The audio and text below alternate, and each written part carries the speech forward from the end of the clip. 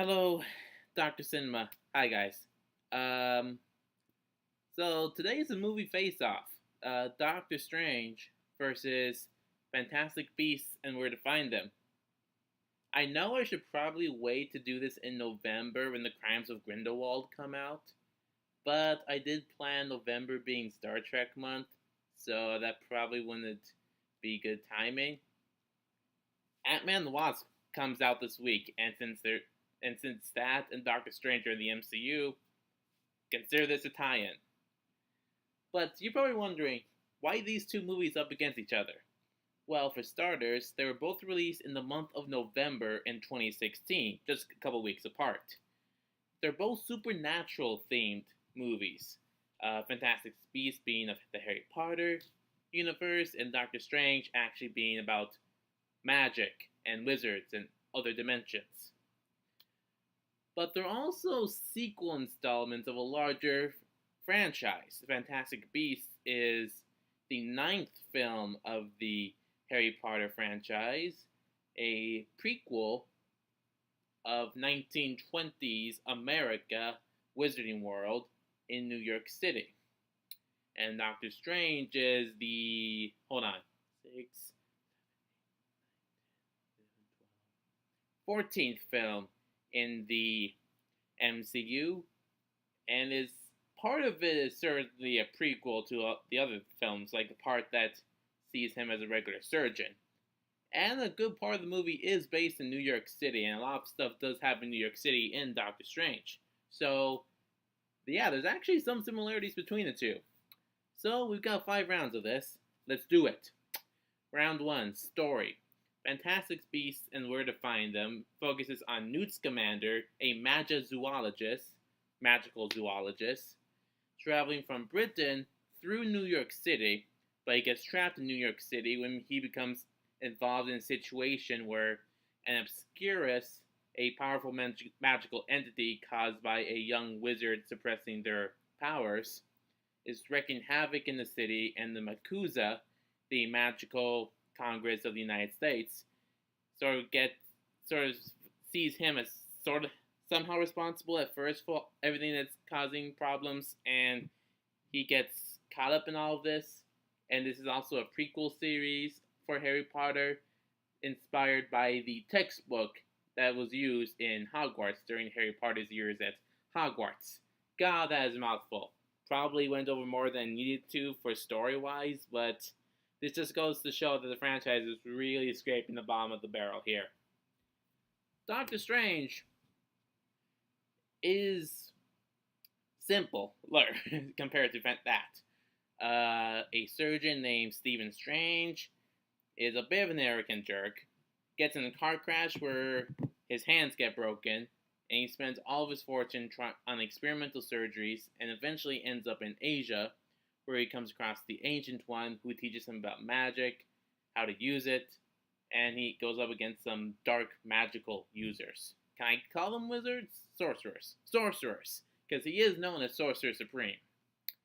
So obviously, comparing the two stories together, Doctor Strange is a little simpler to understand. And uh, and while Fantastic Beasts definitely had a certain charisma about it at first, a lot of us are looking back on it now and admitting, yeah, this is really scraping the bottom of the barrel for continuing stories of the Harry Potter universe. Though Doctor Strange's stories actually still add something else to the MCU that was needed, supernatural stuff and a more unknown presence in the world that does very similarities between the Wizarding World and Muggle world of Harry Potter. But the charisma of Doctor Strange is still present even after a couple of years of it already existing. So the charisma holds up and the story is simpler to understand. So Doctor Strange wins this round. Round 2, supporting cast. Now we're focusing on supporting characters, so Newt Scamander and Doctor Strange will not be talked about in this round, but everybody else is fair game. In Fantastic Beasts, we have Jacob, a nomad ally, Tina, who is an Aurora in North America, can't remember her sister's name, but I'm like 90% sure she's an ancestor of Luna Lovegood. Then you've got it's Grindelwald. I mean, he's technically in disguise for the majority of the movie, but it's Grindelwald in disguise. And then you've got Credence, the host of the Obscurus. And for supporting characters of Doctor Strange, you have Wong, the Agent One, a couple other people whose names I'm blanking on. God damn it, I should have refreshed myself in the supporting cast. Anyway, while most supporting characters from both films I have trouble remembering, there are obvious standouts from both films. For Fantastic Beasts, you've got the No-Mash Jacob, who's just really fun to watch and react to all the magical stuff happening around him. For Doctor Strange, the standout supporting cast member is Wong. And if you've seen Doctor Strange, you know what I mean.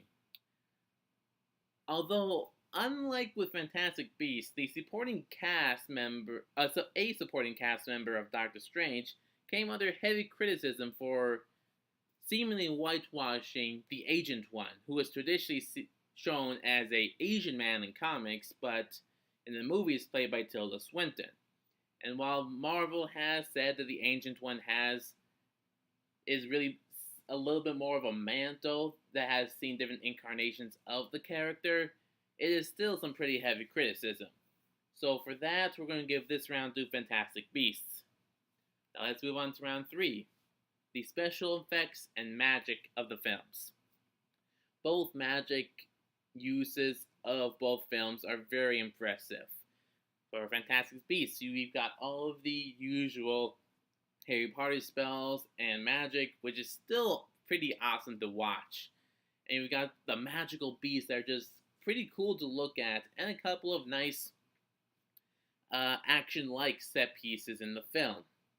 Doctor Strange's magic is also very impressive. We gain glimpses of other dimensions, using the mirror dimension for some pretty trippy Inception-like battles. It's very impressive. Although, you probably just noticed, I did compare some of the visuals from Doctor Strange to Inception, which is good in many respects, but still kind of shows that it's not 100% original, although there are some original stuff in Doctor Strange. With Fantastic Beasts, it's clearly distinguishable Harry Potter magic, which is a classic of the fantasy genre, and is very much its own thing that is still fun even to this day to watch. So with that in mind, this round goes to Fantastic Beasts. Now let's move on to round 4, world building. So like I said, both of these movies are sequel installments of a larger franchise. Let's take a look at Fantastic Beasts. It is the 9th installment, but it's actually a prequel film taking place in 1926 New York City. It's detailing the conflict that's happening in the wizard/muggle world with the original Dark Wizard, Grindelwald, the predecessor Dark Wizard before Voldemort came around. And it focuses on Newt Scamander, a Hufflepuff, but more on him later. And it does actually show what the magicking world of Fantastic Beasts is like in America, which is something that really hasn't been glimpsed upon in the Harry Potter films. With Doctor Strange, it is the 14th film, part prequel, part sequel, of course, focusing on the magical part of the MCU, something that really hasn't been covered a whole lot beforehand, a tiny bit in the first 2 Thor films, but fully fledged out in Doctor Strange, taking glimpses into other dimensions that will no doubt play a more significant role in further movies. And it's just really cool to see what has secretly been going on behind the scenes while the Avengers are dealing with more physical threats. And I know it seems like I should be giving this to Fantastic Beasts for talking about the North American wizard world, but considering how much of a future impact the elements and other set pieces seen in Doctor Strange will play in for future MCU installments, I'm going to have to give this round to Doctor Strange. Alright, now let's move on to the fifth and final round. Main characters. For Fantastic Beasts, we have Newt Scamander, a Hufflepuff magizoologist, who is, and I'll admit, I am also a Hufflepuff, so there is a slight bias for Newt Scamander, but I'm going to put that aside as best as I can. So, like I said, he's entertaining to watch, and he's got some good lines and such. But like I said, the real standout character from Fantastic Beasts is actually Jacob the Nomad's friend. And he's just more entertaining to watch and connect with than with Newt Scamander, which does take away a little bit from that character. For Doctor Strange, we have, of course, Dr. Stephen Strange, former surgeon turned sorcerer supreme. And he does have a lot of similarities with other protagonists. It's mainly Tony Stark in that he's arrogant, sarcastic, and also very charismatic. But he does go through a little bit of a humbling phase, sort of like with Tony Stark. But he's also a very intelligent person, something that was sort of covered with Newt Scamander, but it's actually more of an emphasis with Doctor Strange. I mean, the big climax of Doctor Strange, while it is CG, it's not a big giant fight between a big bad and Stephen Strange.